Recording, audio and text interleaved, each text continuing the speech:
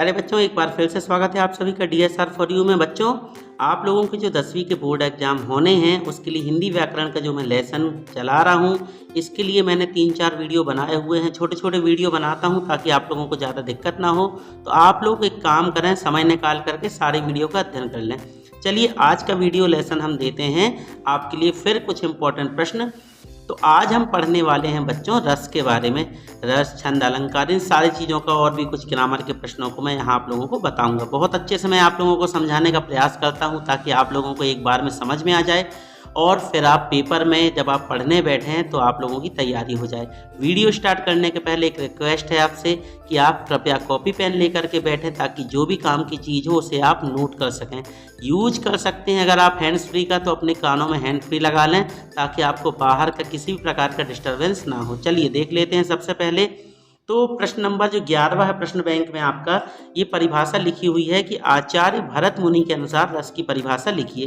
तो बच्चों इस परिभाषा में मैं कोई चेंजेस नहीं कर सकता। देखें आप, जिस प्रकार नाना प्रकार के, भरत मुनि के अनुसार है ये परिभाषा कि जिस प्रकार नाना प्रकार के व्यंजनों, औषधियों और द्रव्य पदार्थों के मिश्रण से भोज्य रस की निष्पत्ति होती है। मतलब कि जब हम खाना बनाते हैं बच्चों, तो अगर आलू की सब्जी बना रहे हैं या कोई भी सब्जी बना रहे हैं तो आलू की सब्जी में जो टेस्ट आता है वो विभिन्न प्रकार के मसालों से आता है। तो वो मसाले ही जो उस सब्जी को मज़ेदार बना देते हैं। उसी प्रकार यहाँ देखिए ये कह रहे हैं कि नाना प्रकार के व्यंजनों मतलब बहुत प्रकार के जो पकवान होते हैं, औषधियों मतलब वही मसाले और द्रव्य पदार्थ और उसमें जो भी मटेरियल डाला जाता है के मिश्रण से भोज्य रस की निष्पत्ति होती है। मतलब भोज्य रस के जो बनता है, उसी प्रकार नाना प्रकार के भावों के संयोग से स्थायी भाव भी नाट्य रस को प्राप्त हो जाते हैं। तो ये हो गई हमारी भरत मुनि की परिभाषा। बच्चों इसको याद करना पड़ेगा। मगर अगर आप लोगों को केवल परिभाषा यह याद नहीं होती है और पेपर में रस की परिभाषा आ जाती है तो आप लोगों को लिख देना है ये वाली डेफिनेशन जो मैं आप लोगों को बता रहा हूँ। देख लें आप लोग यहाँ पे कि ये जो लिखा है जहाँ से काव्य से शुरू हो रही है ये परिभाषा। काव्य के पहले आपको लिख देना है एक शब्द किसी। क्या बन जाएगी परिभाषा? किसी काव्य को पढ़ने, सुनने अथवा देखने से जो आनंद प्राप्त होता है उसे रस कहते हैं। ठीक है, किसी काव्य को पढ़ने, सुनने अथवा देखने से जो आनंद की प्राप्ति होती है उसे रस कहते हैं। और इसके लिए भरत मुनि ने बच्चों ये संस्कृत में डेफिनेशन दी है। भरत मुनि ने जी विभावानुभाव व्यभिचारी संयोगात्र सनिष्यति, अर्थात विभाव, अनुभाव, व्यभिचारी भाव के संयोग से रस निष्पत्ति होती है। रस को काव्य की आत्मा माना गया है। तो आप लोग चाहें तो ये डेफिनेशन भी लिख सकते हैं। कहाँ से? यहाँ से भरत मुनि के यहाँ से ये विभाव, अनुभाव, व्यभिचारी भाव के संयोग से रस की निष्पत्ति होती है। रस को काव्य की आत्मा माना गया है। तो बच्चों ये भरत मुनि की डेफिनेशन हो जाएगी। अब आप लोगों को जो डेफिनेशन अच्छी लगे सो लिख लीजिएगा। बहुत ही शॉर्ट एंड स्वीट डेफिनेशन मैंने बताई। किसी काव्य को पढ़ने, सुनने अथवा देखने से जो आनंद होता है उसे रस कहते हैं। बच्चों रस क्या होता है? रस एक आनंद होता है। रस के बारे में आप लोगों को मैं बता दूं कि जैसे आप किसी चीज़ को, नाटक को देखते हो या कहानी को सुनते हो। नाटक को देख करके हम आनंद लेते हैं, पिक्चर देखते हैं, फिल्म देखते हैं, कहानी को सुन करके आनंद लेते हैं। तो वही चीज़ है यहाँ पे रस। अब बच्चों रस के अंगों की बात आई। रस के 4 अंग होते हैं। कौन कौन से? ये देखिए, स्थायी भाव, विभाव, अनुभाव और संचारी भाव। क्या? स्थायी भाव, विभाव, अनुभाव और संचारी भाव, ये रस के 4 अंग होते हैं। ये और देख लीजिए आप लोग अच्छे से लिखे हुए हैं। रस के 4 अंग हैं, स्थायी भाव, अनुभाव, विभाव, संचारी भाव। यहाँ पे ये नंबरिंग बदली है। स्थायी भाव, फिर ये आएगा दूसरे नंबर पे विभाव, फिर आएगा अनुभाव और संचारी भाव। ठीक है, ये नंबरिंग आप याद रखना। इसी क्रम से आप लोगों को याद करने हैं, स्थायी भाव, विभाव, अनुभाव और संचारी भाव। तो बच्चों ये हो गए रस के 4 अंग, इसी क्रम में आपको लिख देने हैं। ये प्रश्न रहा जो कि आपके इस प्रश्न बैंक में पूछा गया है। देख लें, आचार्य भरत मुनि के अनुसार रस की परिभाषा। और 12वां प्रश्न है रस के प्रमुख अंग अथवा अवयव के नाम। ठीक है, तो ये 2 प्रश्न आए हैं, तो इन्हीं दोनों प्रश्नों का मैंने आप लोगों को उल्लेख कर दिया। अब इसमें प्रश्न नंबर 13वां है श्रृंगार रस की परिभाषा उदाहरण सहित लिखिए। तो देखें आप, श्रृंगार रस की परिभाषा क्या होगी।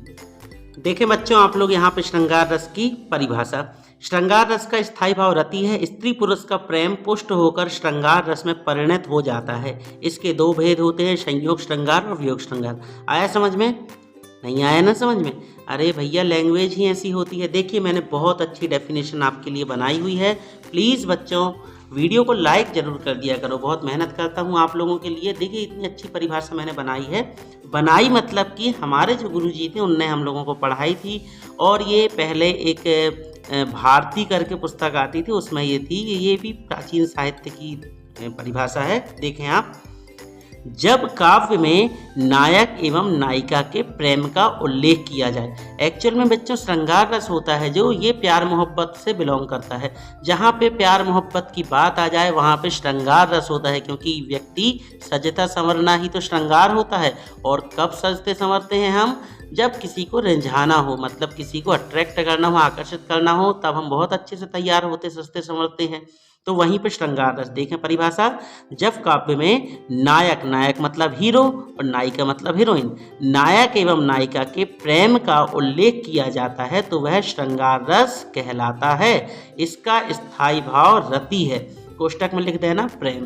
इसका स्थायी भाव रति है। इसके दो भेद होते हैं, संयोग श्रृंगार और वियोग श्रृंगार। आशा करते हैं ये आ गई होगी समझ में। ये परिभाषा लिख देना, बिल्कुल आंख मूंद के सॉलिड नंबर मिलेंगे।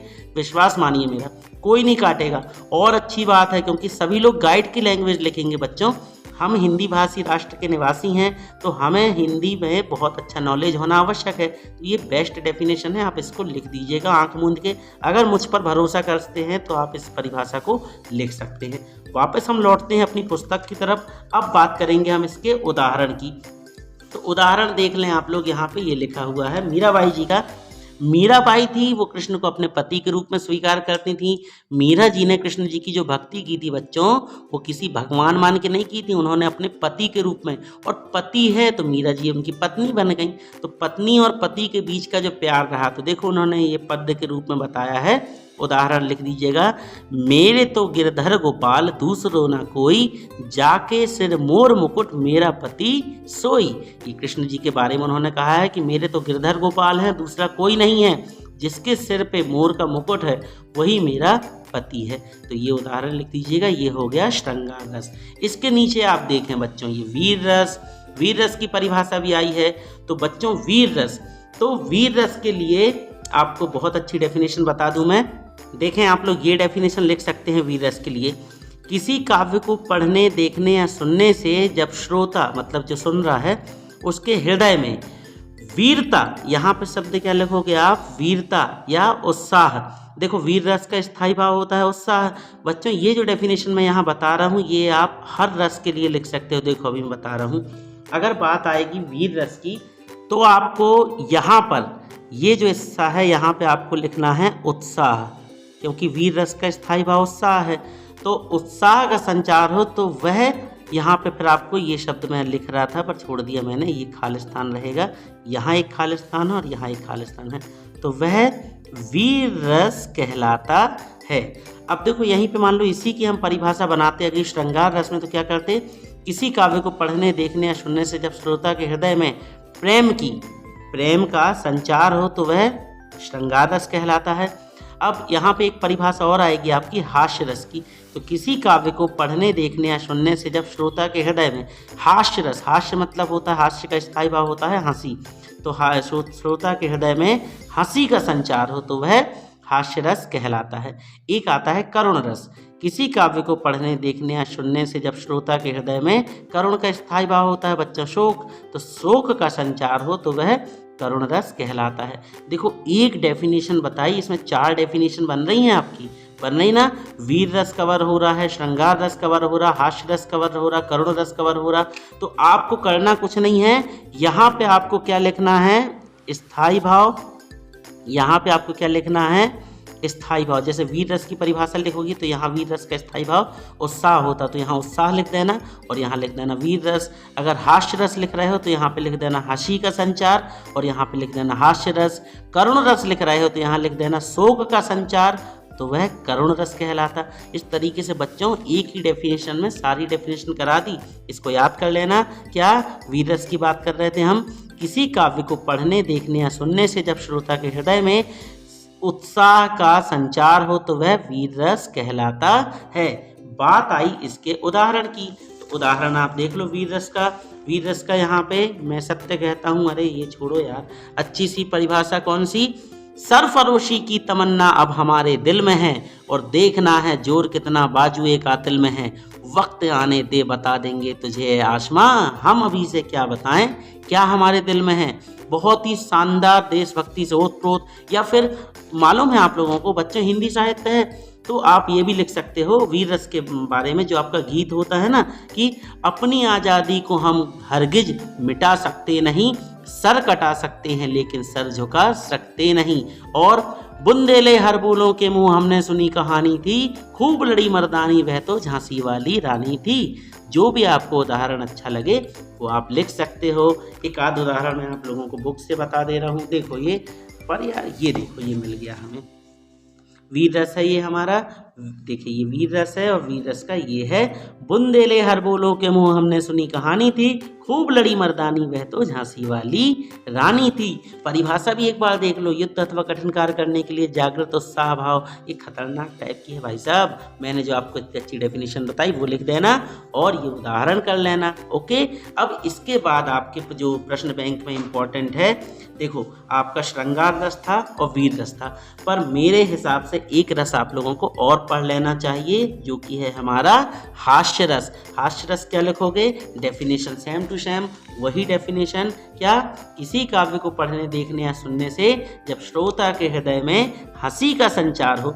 यहाँ पे जो ये है ना, इसकी जगह आप लिख देना क्या, हंसी का संचार हो तो वह हास्य रस कहलाता है। उदाहरण बच्चों बहुत सारे हैं, बहुत प्यारे हैं, लिख देना आप, डंडा ऊंचा रहे हमारा सदा कष्ट बरसाने वाला, लोगों को पिटवाने वाला, हाथ पांव तोड़वाने वाला, डंडा ऊंचा रहे हमारा। हंसी आनी चाहिए, वही हास्य रस का सबसे बेस्ट एग्जाम्पल होता है। ठीक है, जैसे आप लोगों ने कभी मच्छर चालीसा सुना होगा, तो खैर अब मुझे याद नहीं है, तो आप ये एग्जाम्पल लिख सकते हो। हंसी के लिए बहुत सारे एग्जाम्पल हैं आप लोगों को, बुक के हिसाब से मैं आप लोगों को हास्य रस का उदाहरण दे रहा। ये विंध्य के वासी उदासी तपोव्रत धारी, महाबिनु नारी दुखारे। अरे यार ये फिर वही चीज़, इतना खतरनाक लैंग्वेज अगर आप लोगों को लिखने मिल जाएगी तो दिक्कत हो जाएगी। आपसे मैं सीधी बात बोल रहा हूँ, याद कर लो, डंडा ऊंचा रहे हमारा सदा कष्ट बरसाने वाला, लोगों को पिटवाने वाला, हाथ पांव तोड़वाने वाला, डंडा ऊंचा रहे हमारा। एक्चुअल में ये गीत है, झंडा ऊंचा रहे हमारा सदा सत्य बरसाने वाला, लोक सुधा हरसाने वाला वही है, तो उसी के लिए ये गीत बनाया गया है। तो डंडा ऊंचा रहे हमारा सदा कष्ट बरसाने वाला, लोगों को पिटवाने वाला, हाथ पांव तोड़वाने वाला, डंडा ऊंचा रहे हमारा। और आपको और अच्छे कोई एग्जाम्पल मिले तो वो आप लिख सकते हैं, आप स्वतंत्र हैं, मैंने आप लोगों को बता दिया। अब बारी आती है कुछ अगले प्रश्न की। तो देखो यह प्रश्न देखें, छंद किसे कहते, छंद के प्रकार लिखिए। तो छंद की परिभाषा है, जब वर्णों की संख्या, क्रम, मात्रा, गणना, यति, गति के ध्यान में रखकर पद्य रचना की जाती तो उसे छंद कहते हैं। बच्चों इससे प्यारी परिभाषा मैं फिर से आप लोगों को बता रहा हूँ, देखें आप छंद के बारे में, ये है परिभाषा बहुत प्यारी। छंद की परिभाषा क्या है कि वर्ण, मात्रा, यति, गति, यहाँ कॉमन लगा लेना है ना, हिंदी है, छोटी छोटी बातें कॉमन याद रखनी पड़ेंगी। वर्ण, मात्रा, यति, गति और पद को ध्यान में रखकर की गई रचना छंद कहलाती है। बहुत सिंपल डेफिनेशन, बहुत बेस्ट डेफिनेशन है। वर्ण, मात्रा, यति, गति और पद को ध्यान में रखकर की गई रचना छंद कहलाती है। अब मान लो के बाद आपको ये याद ना हो तो एक शब्द बताऊं, छोटी सी ट्रिक, वर्मा पद गए, पद गए। गेम में होता ना कि अरे तुम पद गए यार, तुम्हें नहीं खिला रहे हम अपने साथ, तो वर्मा, वर से हो गया वर्ण, मा से मात्रा, पास पद से पद हो गया, ग से गति और या से यति, वर्मा पद गए। तो वर्ण, मात्रा, यति, गति और पद को ध्यान में रखकर की गई रचना छंद कहलाती है। छंद बेसिकली बेटा दो प्रकार के होते हैं, होते तीन प्रकार के हैं मगर आपको मुख्यतः दो प्रकार होते। कौन कौन से, वार्णिक छंद और मात्रिक छंद। वार्णिक छंद और मात्रिक छंद ये मुख्यतः प्रकार हैं इसके छंद के। मगर आपको एक छंद और है, देखें इसमें लिखा हुआ है छंद के प्रकार वार्णिक छंद, मात्रक छंद और मुक्तक छंद। तो आप चाहो तो इसको भी लिख सकते हो, देख लीजिएगा। अब बारी आई बेटा मात्रक छंद की परिभाषा की। तो मात्रक छंद की परिभाषा पूछी गई है आपके प्रश्न बैंक में। तो देखें, देखो मात्रक, देखो ये है वार्णिक छंद। वार्णिक छंद एक्चुअल में क्या होता है, वर्णों के आधार पर गणना, वर्णों के आधार पर गणना अगर होती है तो वार्णिक छंद, और मात्रा के आधार पर गणना, ये पूरा ऊपर का वो रहेगा, मात्रा के आधार पर गणना तो मात्रक छंद। अब देखो आप परिभाषा देख लो पुस्तक की। मात्रक छंद की परिभाषा क्या है, मात्रा के आधार पर की गई पद की रचना को मात्रक छंद कहते हैं। मात्रा के आधार पर की गई पद की रचना को मात्रक छंद कहते हैं। इसके उदाहरण आप देख लें मात्रक छंद के, अहीर, तोमर, मानव, ये सब लिखा हुआ है, दोहा, रोला, ये भी आप लिख दीजिएगा, ठीक है। तो ये हो गई मात्रक छंद की परिभाषा। अब वार्णिक छंद की परिभाषा तो पूछी नहीं गई है। इसके बाद आया बच्चों दोहा छंद। दोहा छंद की डेफिनेशन देख लें। दोहा क्या होता है, दोहा छंद वह छंद जिसके, देखो सबसे पहले आपको दोहा की परिभाषा बहुत अच्छी वाली मैं बता रहा हूँ। ये देखिए मैं परिभाषा ढूंढ रहा था तो मुझे ये एक और उत्तर मिल गया। देखिए ये वर्ण छंद दो प्रकार के होते हैं, मात्रक और वार्णिक, जैसा मैंने आप लोगों को अभी बताया था। वार्णिक छंद क्या होती, जिन छंदों की रचना वर्णों की गणना के आधार पर की जाती उन्हें वार्णिक छंद कहते हैं, और जिन छंदों में मात्राओं की गणना की जाती उन्हें मात्रक छंद कहते हैं। उदाहरण देखो, दोहा और चौपाई मात्रक छंद है, ठीक है, ये मैंने अभी बता दिया था। बच्चों ठीक ठाक बनती है मुझसे हिंदी, आप टेंशन मत लेना, आप लोगों को कोई गलत जानकारी नहीं दूंगा। बात कर लेते हैं हम अपने दोहा और चौपाई की। तो देखो ये दोहा और चौपाई प्रश्न पूछे गए हैं। तो देखें दोहा परिभाषा क्या है दोहा की। दोहा छंद के प्रथम और तृतीय चरण में 13-13 और द्वितीय और चतुर्थ चरण में 11-11 मात्राएं होती हैं, कुल 24 मात्राएं होती हैं, ठीक है। इसके अब ये फालतू लिखने की ज़रूरत नहीं है, जो एक्स्ट्रा चीज़ आप इस लिख देना कि दोहा क्या है। दोहा ये एक मात्रक छंद है, यह एक मात्रक छंद है। दोहा की परिभाषा में स्टार्टिंग में क्या लिखोगे, देखो मैं बोलता हूँ, कॉपी पेन लेके बैठा करो, छोटी छोटी बातें मैं बोल दूँ तो उनको फिर भूल ना जाना।